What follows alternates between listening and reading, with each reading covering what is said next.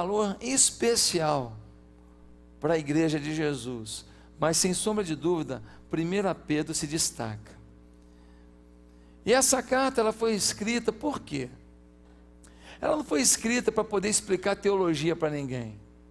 Ela não foi escrita para explicar algum problema, alguma dúvida teológica. Ela foi escrita por causa de um momento muito difícil que o povo de Deus, que a igreja de Jesus estava vivendo.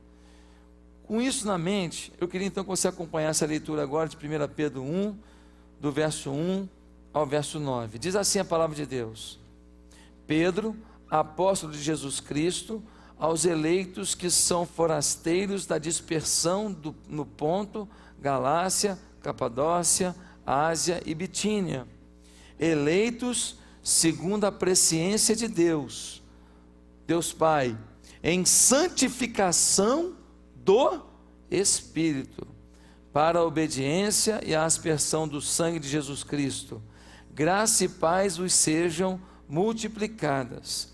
Bendito Deus e Pai de nosso Senhor Jesus Cristo, que segundo a sua muita misericórdia, nos regenerou para uma viva esperança, mediante a ressurreição de Jesus Cristo dentre os mortos, para uma herança incorruptível, sem mácula, imarcessível, reservada nos céus para vós outros, que sois guardados pelo poder de Deus, mediante a fé, para a salvação preparada para revelar-se no último tempo. Nisso exultais, embora no presente, por breve tempo, se necessário, sejais contristados por várias provações, para que, uma vez confirmado o valor da vossa fé, muito mais preciosa do que o ouro perecível, mesmo apurado por fogo, redunde em louvor, glória e honra na revelação de Jesus Cristo, a quem não havendo visto, há mais, no qual, não vendo agora, mas crendo, exultais, com alegria indizível e cheia de glória, obtendo o fim da vossa fé, a salvação da vossa alma. Que Deus fale ao nosso coração, amém?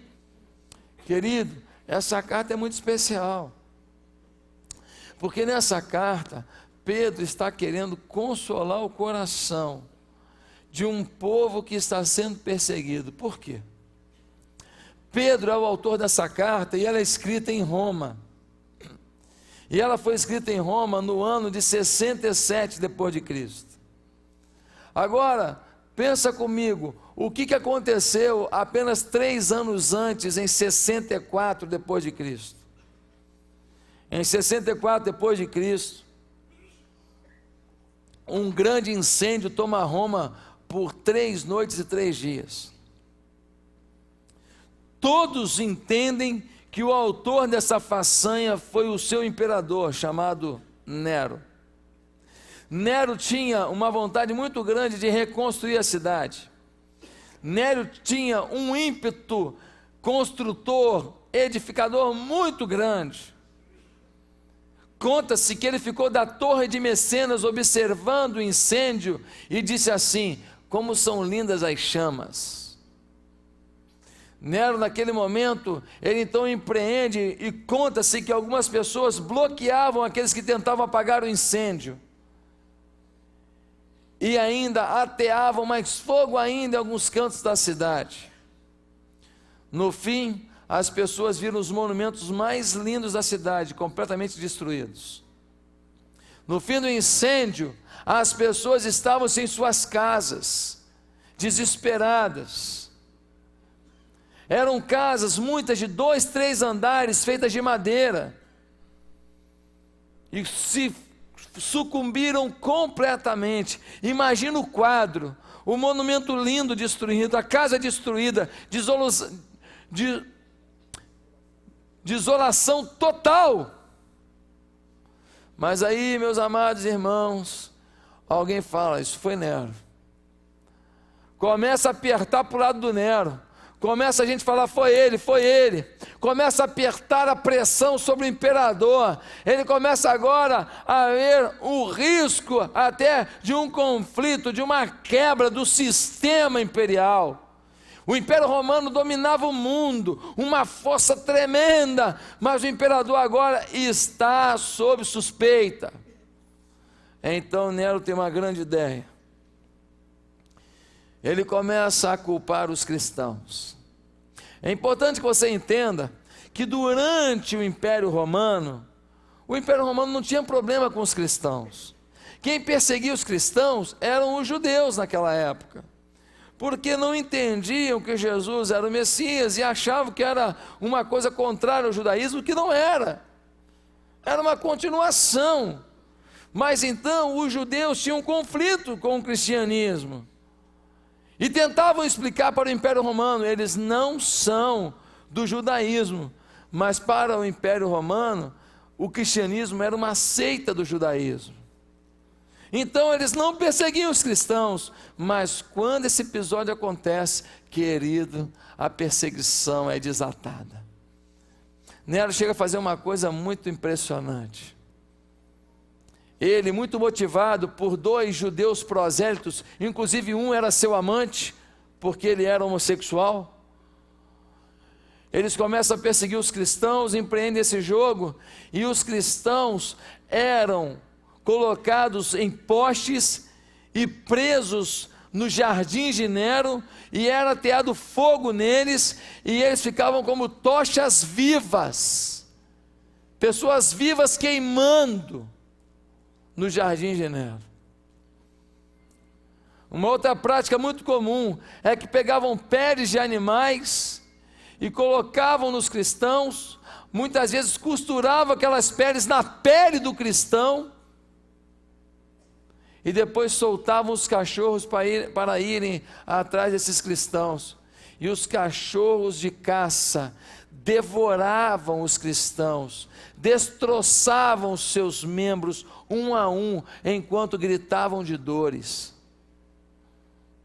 Irmão, ser cristão naquela época não estava sendo fácil.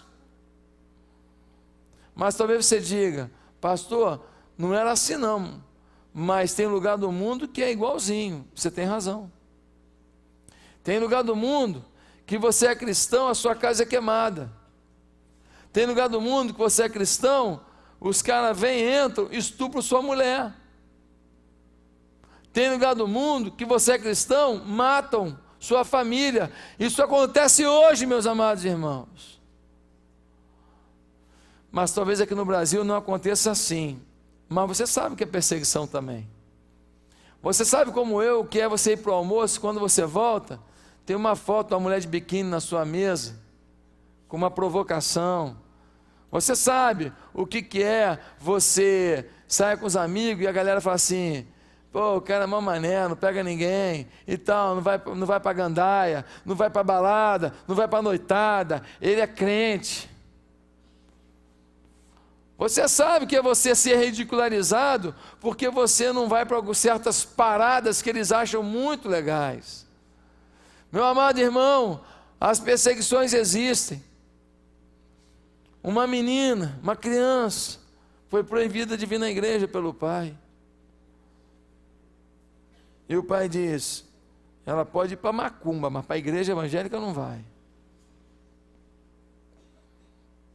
Coisa triste. Coisa triste, por que não pode vir para a igreja? O que a gente ensina aqui que é tão ruim para essa criança? Quando a gente fala para respeitar o pai, amar o pai, perdoar o pai, e a gente fala para fazer o melhor, para honrar o pai, porque a Bíblia diz, honra teu pai e tua mãe, para que se prolongue os teus dias na terra. Meus amados irmãos, quantas coisas terríveis estavam acontecendo, e então Pedro, inspirado pelo Espírito Santo, escreve uma carta para dizer aos cristãos, gente, vocês estão sendo perseguidos, a coisa está pegando, está difícil, mas não duvidem de Deus. Eu quero dizer para você hoje, por que eu vou pregar essa mensagem? Eu vou pregar essa mensagem em 1 Pedro, para dizer para você, que você não pode aceitar a tristeza, não pode aceitar a depressão, não pode aceitar o pânico, não pode aceitar o desespero, não pode aceitar a angústia dominante na sua vida. Eu estou aqui para pregar essa mensagem, para dizer para você que as adversidades da vida não podem roubar da sua vida a expectativa de que Deus é com você. E se hoje o dia é difícil, amanhã Deus dá a volta por cima na sua história. Amanhã Deus abre uma porta, amanhã Deus coloca um trampolim, você dá um salto que você nunca deu na vida. Você dá um mortal cair de ponta assim na piscina do Senhor Jesus. Você crê nisso? Amém. Pastor, mas por que eu não posso então me entregar à depressão? Não posso aceitar a angústia? Por que eu não posso aceitar a desesperança na minha vida? Sendo eu um cristão. Primeiro, porque Jesus tem muita misericórdia da sua vida. A Bíblia diz no versículo 3, dá uma lida comigo aí. Bendito Deus e Pai de nosso Senhor Jesus Cristo, que segundo a sua muita misericórdia. Uma pergunta, por que não falou segundo a sua misericórdia? Podia falar segundo a sua misericórdia, já estava entendido, Deus é misericordioso, mas não. O apóstolo Pedro, inspirado pelo Espírito Santo, diz assim: segundo a sua muita, mas muita misericórdia. Querido, para quem essa carta foi endereçada? Foi para os judeus convertidos? Não, foi para os gentios, um povo de Roma, um povo que estava lá, que era considerado o reles do mundo. Não sei se você sabe, mas a visão que se tinha é que os gentios eram um combustível do inferno. Eu e você. Era a visão de muitos. Muitos achavam isso, não todos, mas alguns. Agora, não só os judeus convertidos saíram na diáspora, ou seja, foram perseguidos e fugiram, ou então foram para outros lugares para empreender, montar seus negócios, e graças a Deus com muita prosperidade. Não só isso, agora estão sendo perseguidos também os gentios, também gente que não era lá naquela comunidade onde o judaísmo estava muito forte, eles são perseguidos, e o Senhor está dizendo: vocês são todos eleitos pela presciência de Deus.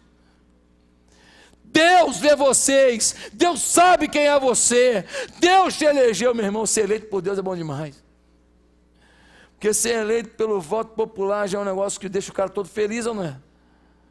Todo bobo.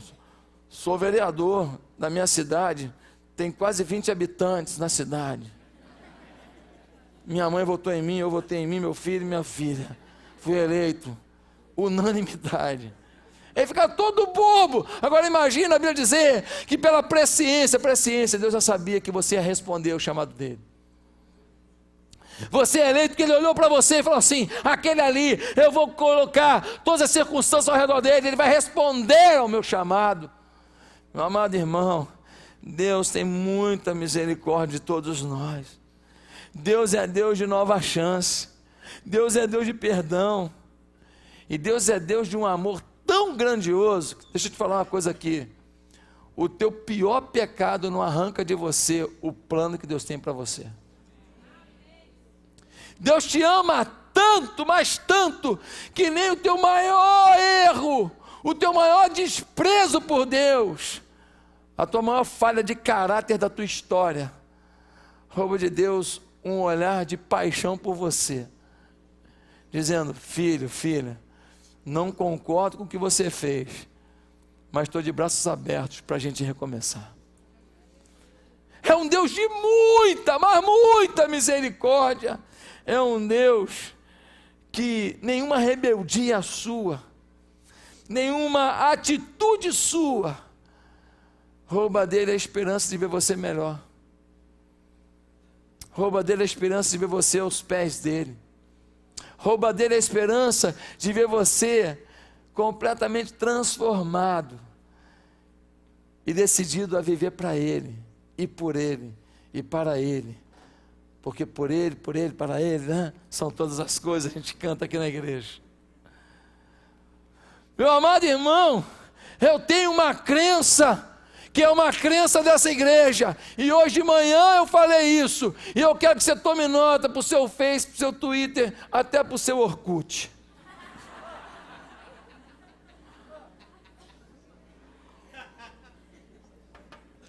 Temos uma crença em nossa igreja, com base nas Escrituras. Primeiro, Deus te ama.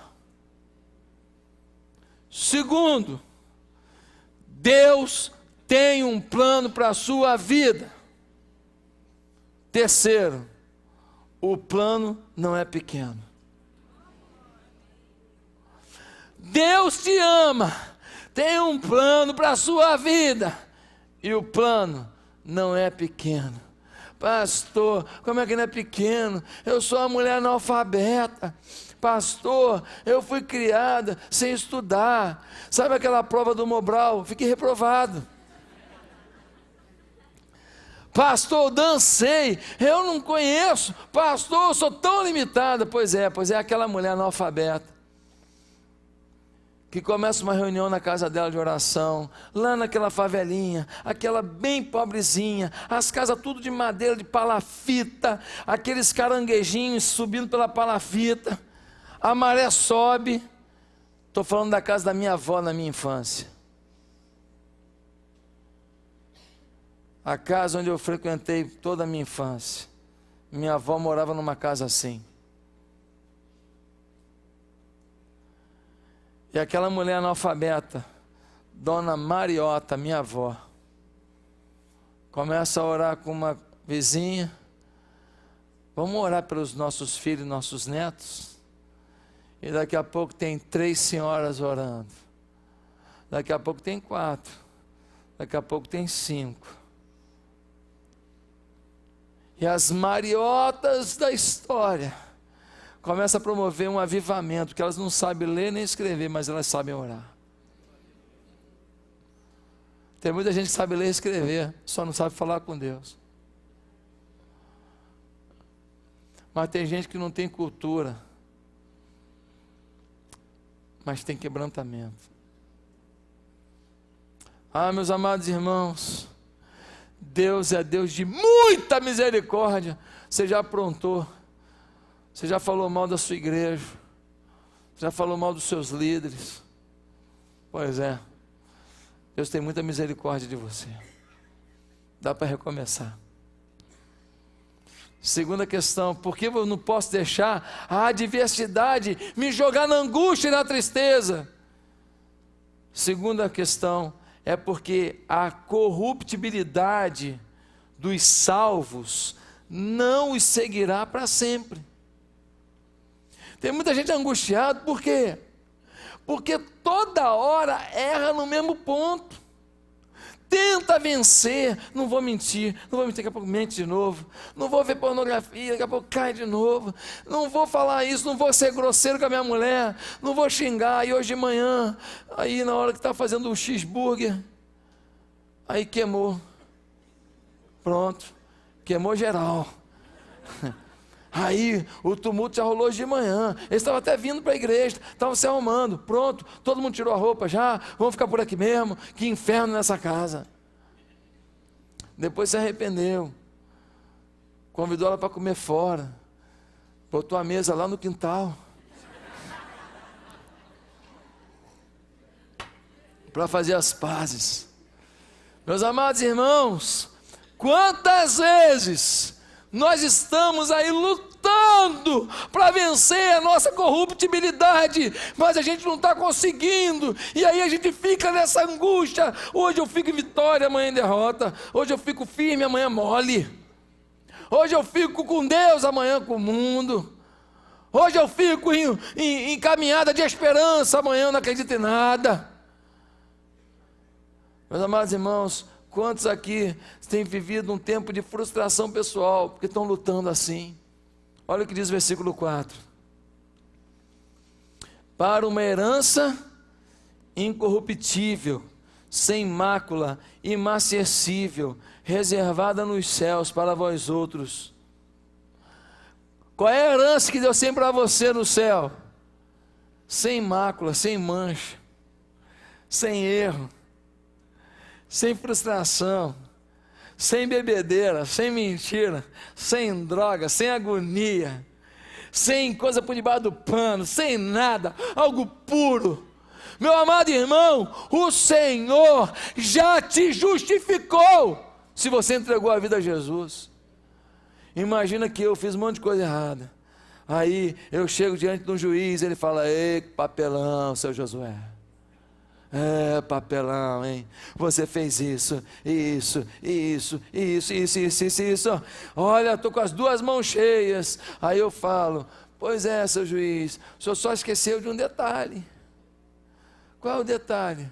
O detalhe é que eu fui justificado por Jesus. Eu fui perdoado. Então o que você veio fazer aqui, rapaz? Eu vim te falar que se você se arrepender, Ele dá para você também. Porque Ele mudou a minha história. Então eu vou ligar para Jesus.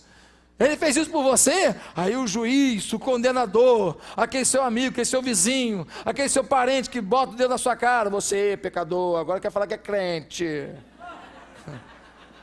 Aí, esse seu juiz aí, ele liga para Jesus. Aí ele fala: ô Jesus, aqui, eu estou aqui com Josué.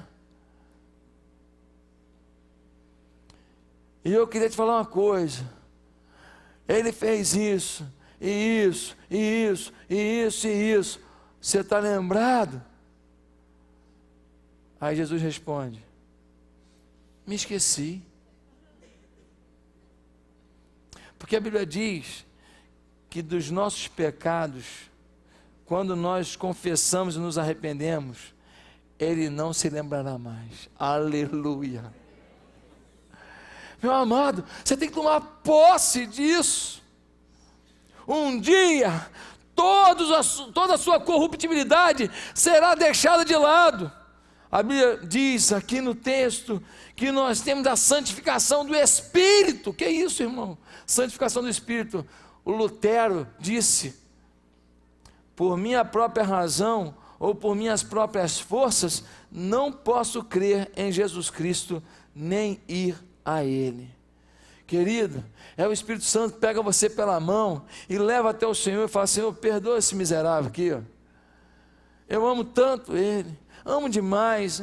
Ele pisou na bola de novo, ele está arrependido, é sincero. E então o Pai fala: tá bom, Jesus, você pagou o preço por ele na cruz, eu perdoo ele, eu também amo demais, eu quero dar chance para ele. Mas Jesus, fala para ele que eu quero usá-lo para o louvor da minha glória.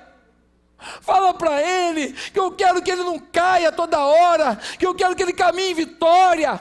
Fala para ele que eu quero usar a vida dele para impregnar a terra com o meu amor. Fala para ele, Jesus, para ele me buscar, porque eu vou fazer algo novo na vida dele. Meus amados irmãos, você está justificado. Então eu vou sair pecando por aí que eu estou justificado? Não, querido. Quando você cair, lute, peça perdão, diga a Deus: eu não estou satisfeito, me perdoa de novo, eu quero recomeçar, mas eu creio na Tua palavra, e a Tua palavra diz que em Cristo eu sou justificado, eu sou purificado, eu sou liberado da culpa, eu posso sonhar em ser um instrumento vivo, poderoso nas Tuas mãos. Você toma posse disso em nome de Jesus? Em terceiro lugar, porque a adversidade não pode gerar na gente frustração, decepção, desespero, pânico, depressão. Não posso me entregar a isso. É porque Deus prometeu nos guardar com o seu poder. Repita comigo: Deus prometeu me guardar. Não foi de qualquer jeito não. Fala, meu irmão. Foi com o seu poder. Vamos ler agora o versículo 6, versículo 5. Diz assim o versículo 5: que sois guardados pelo poder de Deus mediante a fé. Irmão, tem gente acusando, tem gente te maltratando, tem gente falando que você não tem jeito, tem gente falando isso, falando aquilo. Só que tem um detalhe: quando você entrega a sua vida a Jesus, você passa a ter a proteção do poder de Deus. Mas só que isso é mediante a... Eu tenho falado sobre isso aqui na igreja. Você precisa aprender a exercer a sua fé. Você precisa aprender a aplicar a sua fé. Você precisa aprender a orar, tomando posse das coisas pela fé. Você não pode falar assim: oh Deus, me santifica. É pouco. Você tem que falar: Deus, eu já me vejo santificado. Deus, já me vejo purificado, já me vejo largando esse negócio. O Senhor vai me abençoar, o Senhor vai abrir portas sobre a minha vida. Deus, as pessoas vão olhar para mim e vão ver a autoridade espiritual na minha vida. Eu acabei de orar para uma moça ali agora há pouco, uma moça linda. Ela está com um problema na coluna, um tumor na coluna. Eu creio que ela vai ser curada. Nós estamos orando por aquela menina. Tem a Gigi aqui da igreja, uma menininha de 4 anos, está enfrentando um câncer. Que luta a família está tendo. Eu creio na cura da Gigi, na cura da Vanessa, na cura da Arminda, na cura de cada pessoa que vem aqui dizendo: eu creio no Deus Todo-Poderoso. Deus quer te usar para colocar a mão sobre as pessoas e orar e ver o milagre dele, querido. Deus quer te usar para restaurar famílias. Deus quer te usar para dar uma palavra que vai ser a direção para salvar uma pessoa da perdição. Deus está com você. Você precisa entender que o poder dele te protege. Ah, como eu gosto do Salmo 91. 1.000 cairão do teu lado, 10.000 do outro. Eu podia até acrescentar mais 100.000 do outro lado e 1 milhão do outro lado. E Josuézão fica de pé. É promessa do Senhor. Pastor, mas a gente pode crer nisso? Pode, filho. Pastor, mas vai demitir todo mundo da empresa. Porque toda vez que vem uma palavra para a empresa chamada fusão, logo em seguida vem outra palavra chamada demissão. Pastor, está tendo uma fusão demissionária. Pastor, como é que eu vou fazer? Querido, 1.000 cairão de um lado, 10.000 do outro, tu ficarás de pé. Você acredita nisso? Então, querido, toma posse disso. Se todo mundo for mandado embora, então até você, é porque Deus tem algum lugar para você ficar de pé, e bem melhor do que aquele, em nome de Jesus. Ah, meus amados irmãos, tem terreno que a gente está, e o terreno é arenoso. E muitas vezes, Deus vai te colocar de pé sobre a rocha. Deus é fiel, Ele me protege com o seu poder. O Salmo 121 diz: nem o sol te molestará de dia, nem a lua de noite. Eu estou protegido. O Salmo 139 diz que se eu for lá para as profundezas, Ele me vê. Se eu for lá para as montanhas, Ele me vê. E o salmista conclui: para onde eu irei do teu espírito? Eu não tenho para onde ir, meu querido. Aonde eu for, passando pela maior dificuldade da minha vida, eu sei que o meu Senhor está me vendo. O meu Senhor está te vendo. Você é dele, você entregou a vida a Ele, você crê nele, Ele está olhando para você, Ele tem planos para você, Ele não desiste de você. E se você simplesmente, no meio da sua dificuldade, levantar um pouquinho a sua cabeça e olhar para Ele, você encontrará uma resposta para o seu momento. Como é que a gente olha para o Senhor? Está aqui, irmão. Bíblia e oração. Ah, não, que eu vou dar uma irmãzinha de oração que tem lá em Quitino, Bocaiúva. Irmão, que bom que tem a irmãzinha de oração lá, mas a mesma coisa que ela faz, aprende a fazer. Começa a orar, amado. Começa a buscar a face do Senhor. Pede para Deus te revelar. Pede para Deus mudar a sua história. Pede intimidade com Deus. Nós temos que parar de ser escriba. Sabe o que é escriba? O escriba ouve dos outros e escreve. O escriba recebe um papel dos outros e copia. O escriba nunca tem uma experiência de primeira mão. O profeta não. O profeta, ele ouve de Deus e comunica. Ele ouve de Deus e escreve. Sempre vem de Deus. Está na hora de você ser profeta, parar de ser escriba, querido. Viver só de conversa dos outros, experiência dos outros. Está na hora de você querer algo a mais com Deus. Queridos irmãos, pode estar tudo desfavorável ao seu redor. Se você está com Cristo, você está protegido. E o Salmo 34 vai dizer para a gente que os anjos do Senhor acampam-se ao redor dos que o temem. Coisa gostosa. Porque a polícia, ela faz ronda. Aí quando o carrinho da polícia, a patrulhinha vai por aqui, o bandido fala no celular: passou, passou. Aí a galera salta aqui. Aí alguém chama a patrulhinha. Aí a patrulhinha, volta. Aí o nego já deu pira, porque eles não têm como estar o tempo inteiro. Mas o anjo do Senhor acampa-se. Eu estou ali e ele está lá. E ele está falando assim: demônio, nem chega perto, porque eu assisti uma luta de UFC ontem, eu estou doido para treinar. Não chega perto do meu filho não, que eu vou te arrebentar, demônio safado. Os demônios olham para os guerreiros do Senhor e falam: meu Deus, está cheio de anjos ao redor desse cara, eu não posso mexer com ele, porque ele fica orando. Quando ele ora, os anjos ficam tudo pertinho dele, se acampam, eles abrem as asas sobre ele está protegido, ele tem uma aliança. Você vive aliança? Em quarto lugar, por que eu não posso me deixar levar pelo desespero, pela intranquilidade na hora da adversidade? Porque na vida do cristão, todo contratempo é, em realidade, uma prova. Não é uma obra do acaso. Vou repetir.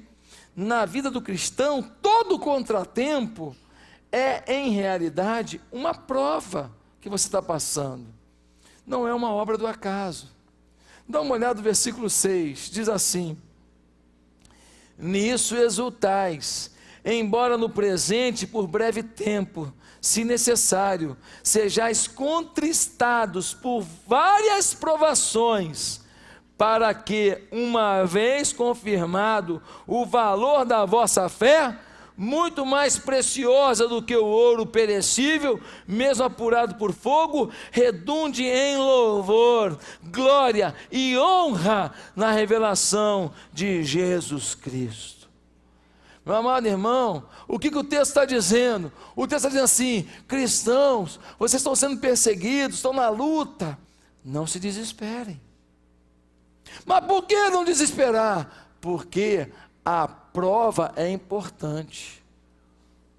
A aprovação é importante. Por que a aprovação é importante? Porque quando você permanece na aprovação e você continua com Deus na aprovação, você descobre que você está com Ele mesmo. Pastor, melhora isso para eu entender.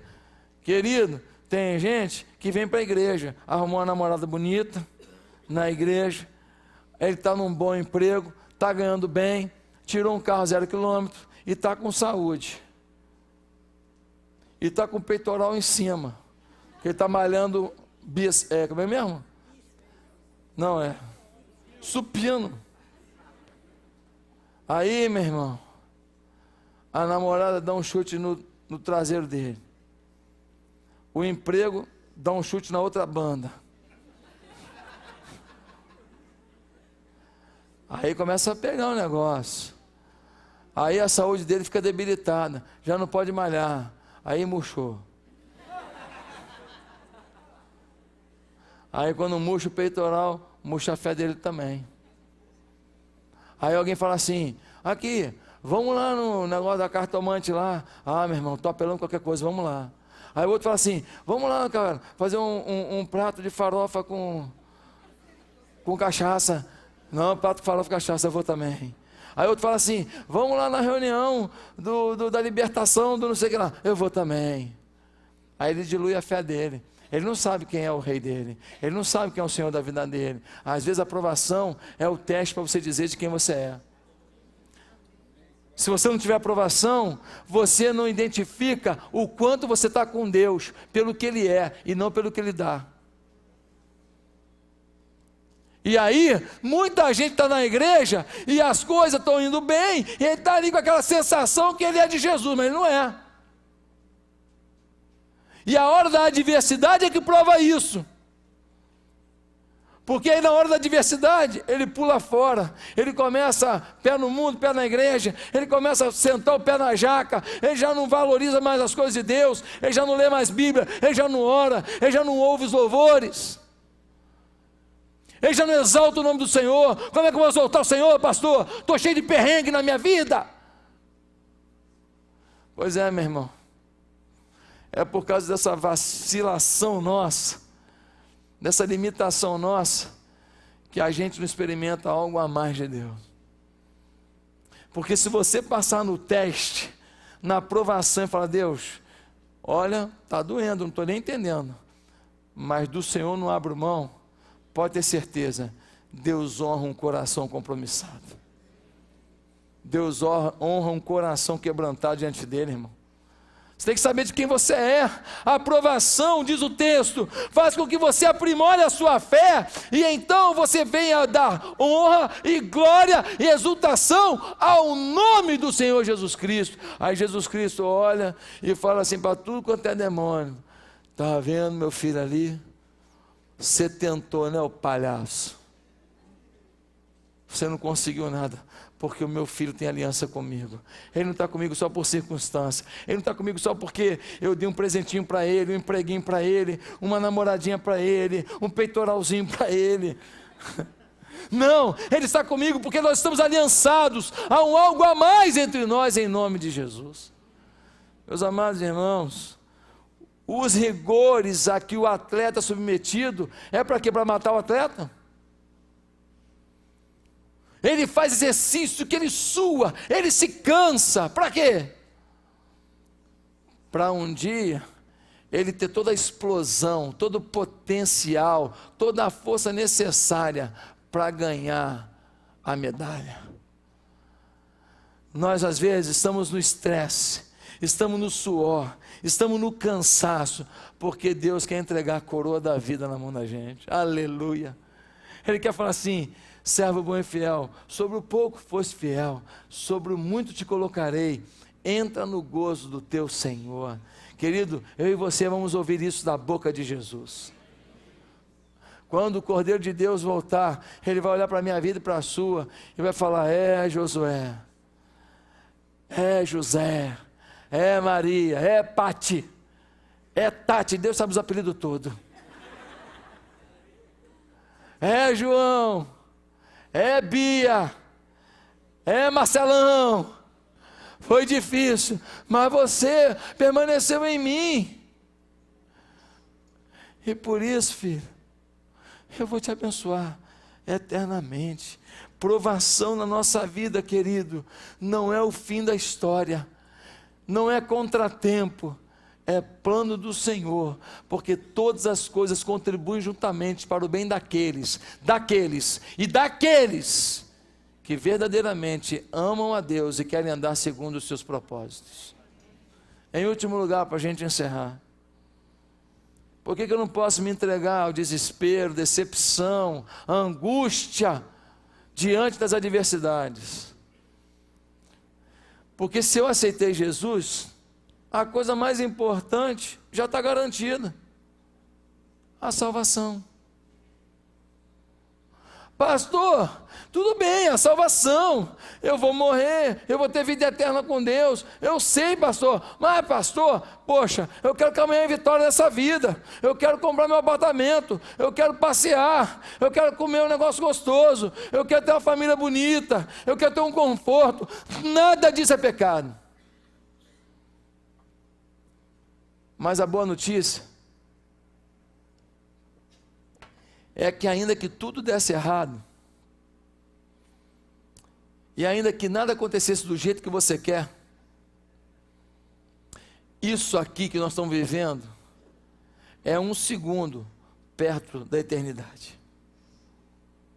Esses 40, 50, 60, 70, 80, alguns pela sua robustez como vovó Mariota, 100, alguns 110, aí já é exagero, tirou onda já, né? Jesus chamou e fingiu que não estava ouvindo.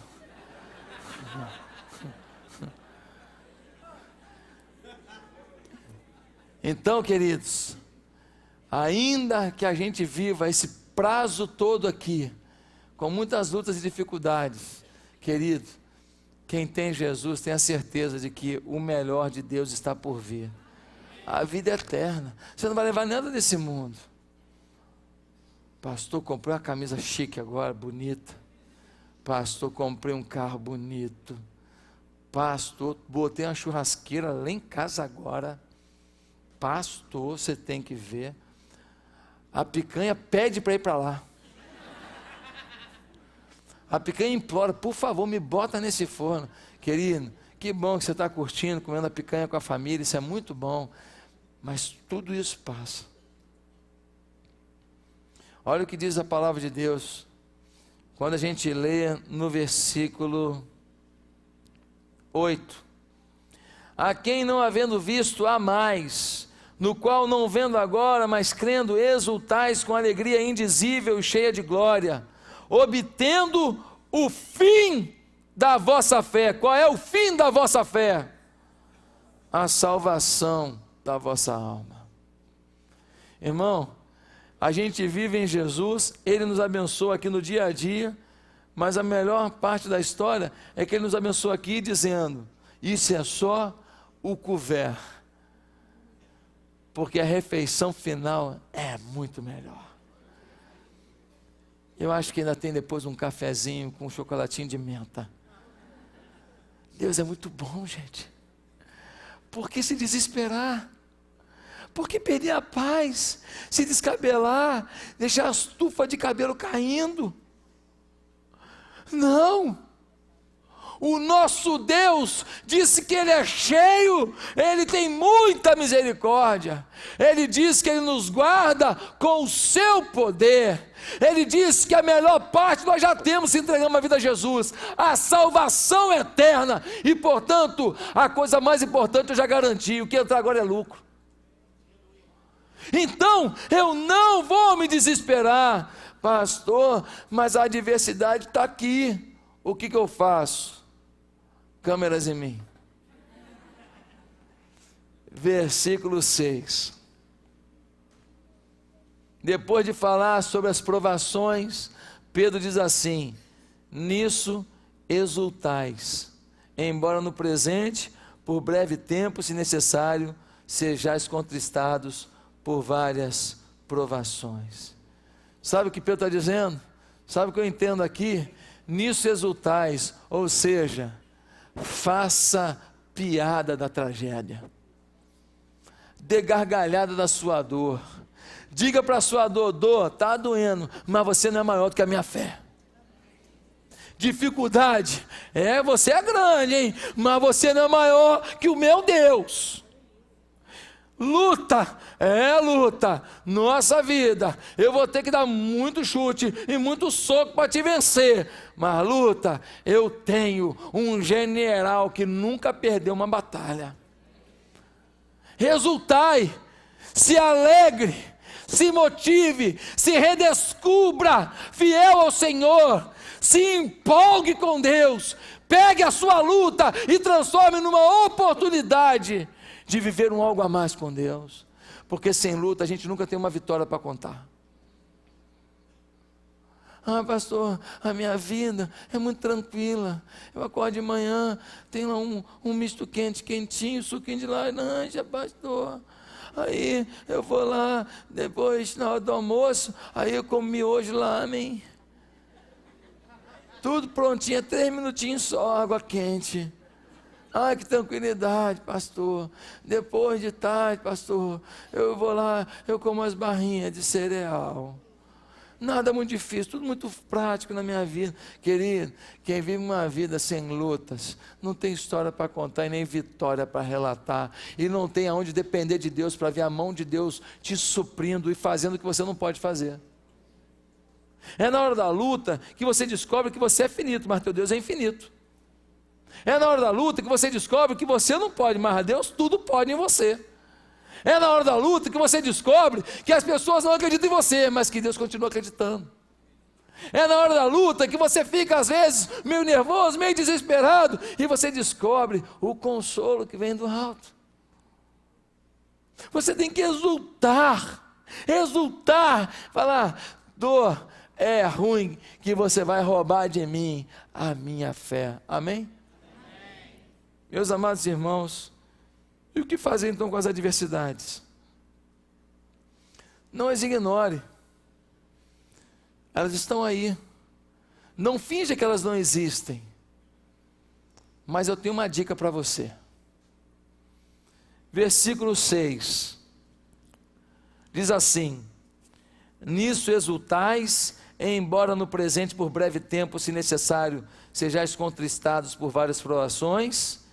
Repete comigo agora aqui: para que, uma vez confirmado o valor da vossa fé, muito mais preciosa do que o ouro perecível, mesmo apurado por fogo, redunde em louvor, glória e honra e revelação de Jesus Cristo.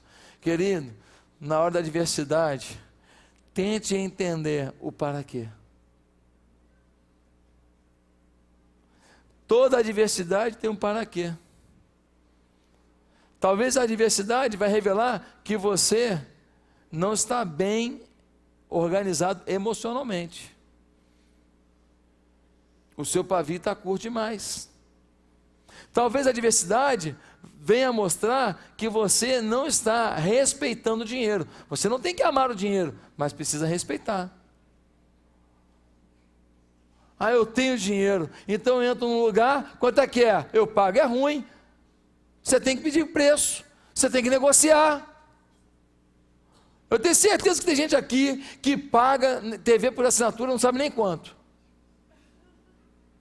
Recebe a carapuça em nome de Jesus. Sabe nem quanto. Você está pagando R$100 a mais por mês do que você precisava pagar. Tem canal que botaram lá, você nem sabe, você nunca acessou. Você paga por isso. Se você fosse lá, você conseguia desconto. Pronto, vou fechar os negócios todos agora aqui. Ah, não. Não, vem aqui, eu pago, eu posso pagar. Quantas pessoas aqui que não sabem nem aonde está indo o seu dinheiro? Querido, para quê? Para que aprovação? O que Deus quer me ensinar? O que Deus quer que eu pratique? O que Deus quer me revelar nessa aprovação? Esse exercício pode ser uma grande experiência para a sua vida. Mas eu quero concluir essa mensagem agora perguntando o seguinte: quantos aqui ouviram essa mensagem de esperança? Deus é Deus de muita misericórdia, Deus te ama, Deus tem um plano para você, e o plano não é pequeno. Mas você não se sente assim dentro do plano de Deus. Você não se sente aliançado assim com o Senhor. Mas hoje o Espírito Santo de Deus falou com você. E você falou assim: pastor, o senhor falou de uma forma mais intensa do que o que eu tenho vivido. E eu quero agora abraçar Jesus de verdade, como o Senhor da minha vida. Eu quero entregar meu coração para Ele. Eu quero viver na presença dEle. Eu quero que Ele conduza a minha história. Eu quero sentir Jesus reinando na minha vida. Você quer isso nessa noite? Você quer entregar sua vida a Jesus? Você quer sentir o poder dEle te guardando? A misericórdia dEle te perdoando, dizendo: você está justificado, acredita, segue em frente, faça alguma coisa para mim. Você quer isso? Você quer ter certeza da sua salvação? Você quer confiar plenamente que o amanhã vai ser melhor do que hoje? E depois da manhã, melhor do que amanhã, porque a gente vai caminhando de vitória em vitória, diz a Bíblia, lá em Coríntios capítulo 3, versículo 18, de glória em glória, de vitória em vitória. Assim é a vida do cristão. Você quer hoje começar uma nova etapa com Jesus? Não você como rei mais. Desce do trono, desce, e fala para Ele: Jesus, reina na minha vida a partir de hoje. Quer entregar seus sonhos, seus planos, sua vida na mão de Jesus? Repita comigo essa oração. Ninguém precisa ouvir. Aonde você está, você vai orar comigo agora. Diga assim: Santo Deus, Em nome de Jesus eu te peço que o Senhor perdoe os meus pecados, que o Senhor me ajude, que o Senhor me fortaleça. Ah, meu Deus, eu quero Jesus não apenas como alguém que eu digo que acredito, eu quero Jesus como dirigente da minha vida, porque eu sei que na minha família, nos meus negócios, na minha vida como um todo, com Jesus à frente, eu vou viver melhor. Eu quero ter a certeza da salvação eterna. Eu quero a paz de Jesus, e é no nome de Jesus que eu oro. Amém. A igreja continua de cabeça baixa orando. Eu quero perguntar: quantos aqui nessa noite fizeram esta oração comigo, sinceramente? Levante uma das suas mãos e abaixe em seguida. Eu quero orar por você. Tem alguém fazendo essa oração? Deus abençoe, Deus abençoe, Deus abençoe, Deus abençoe, Deus abençoe, Deus abençoe, Deus abençoe. Para baixar a mão. Há mais alguém dizendo sinceramente: pastor, eu fiz essa oração, eu preciso viver esse novo tempo com Jesus, eu preciso me entregar para Jesus, eu quero que Ele reine na minha vida. Querido, eu não estou falando de religião, eu estou falando de Jesus, o Filho de Deus. Ele morreu por você na cruz, Ele tem tudo para você, Ele tem um plano para você, mas você tem que acreditar e entregar sua vida para Ele. Há mais alguém? Levante bem alto a sua mão e abaixe em seguida. Eu quero orar por você. Mais alguém? Deus te abençoe, querida, glória a Deus. Mais alguém? Deus abençoe, Deus abençoe. Pode baixar a mão. Deus te abençoe, querida, glória a Deus. O Espírito Santo de Deus está falando com você. Talvez você esteja afastado da igreja, está distante, mas hoje o Espírito Santo falou para você: por que você está longe de mim? E você quer voltar. Levante bem alto a sua mão. Deus abençoe. Pode baixar a mão. Mais alguém? Deus abençoe, Deus abençoe, Deus abençoe, Deus abençoe, Deus abençoe. Deus te abençoe, querida. Mais alguém dizendo isso ao Senhor: eu quero voltar para o lugar de onde eu nunca deveria ter saído. Deus te abençoe, Paulinho. Deus te abençoe. Há mais alguém hoje voltando para os braços do Senhor, crendo: Deus, nos teus braços eu estou protegido, nos teus braços eu vou ter direção. Deus, toma conta da minha vida. Levante bem alto a sua mão e abaixe em seguida. Eu quero orar por você. Mais alguém? Mais alguma pessoa que não levantou a mão ainda? Deus te abençoe, querida, glória a Deus. Mais alguém dizendo isso? Hoje eu quero voltar, hoje eu quero voltar, hoje é meu dia.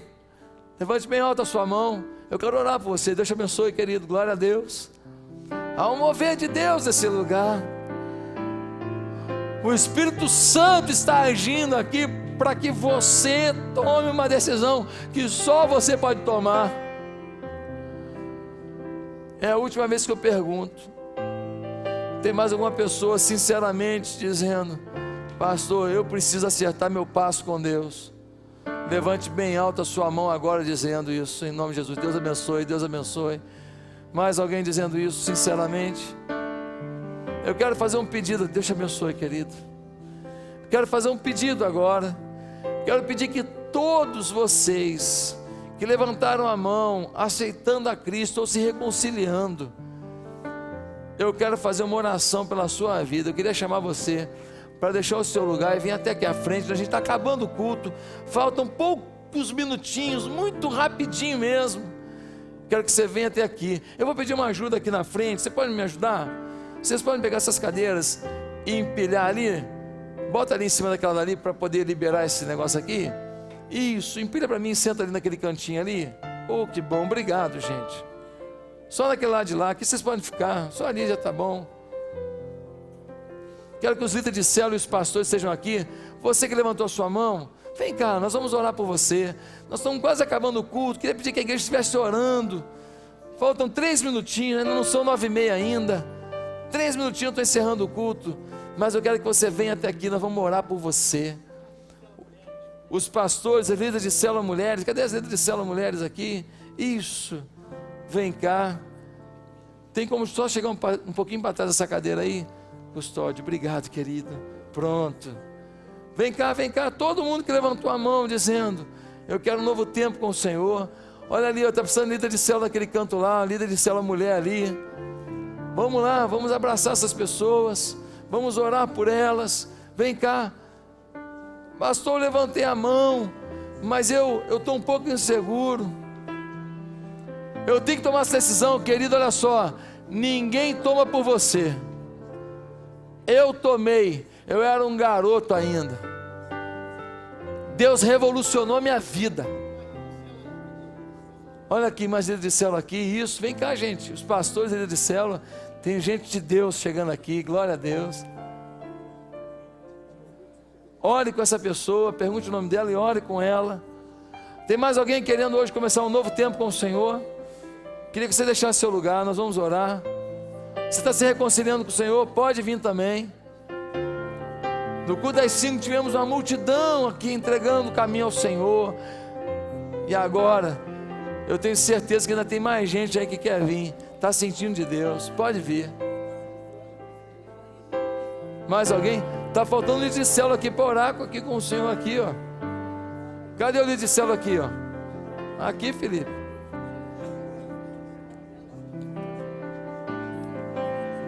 Bem, vamos cantar? Serás sempre Deus? Nós vamos cantar uma vez essa canção e depois vamos orar pela sua vida e encerrar o culto, tá certo? Ouça essa canção, é para você.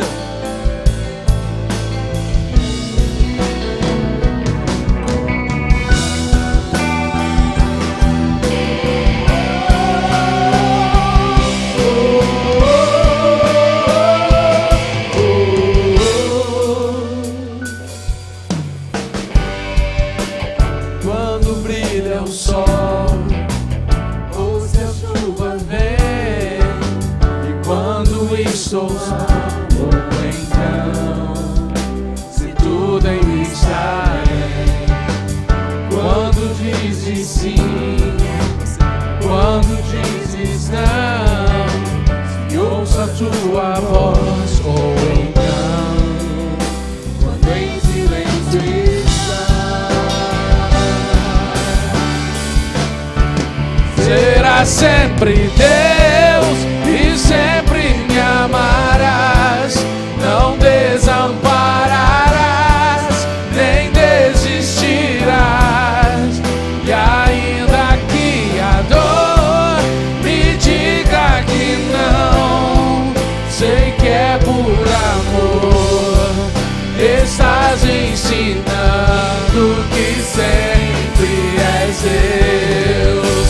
Serás sempre Deus e sempre me amarás, não desampararás, nem desistirás, ainda que a dor me diga que não, sei que é por amor, estás me ensinando que sempre és Deus. Nós vamos orar por vocês, porque vocês têm que crer que Ele sempre será Deus na vida de vocês.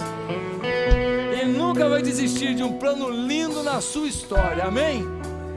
Quero que a igreja agora estenda as mãos, profetizando sobre a vida de cada um deles que está aqui à frente. Vamos orar? Santo Deus, coloca a tua mão abençoadora sobre essa gente que é tua. Senhor, o mundo é cheio de adversidades e ciladas, mas hoje eles vieram à tua casa, ouviram a tua voz e responderam ao teu chamado.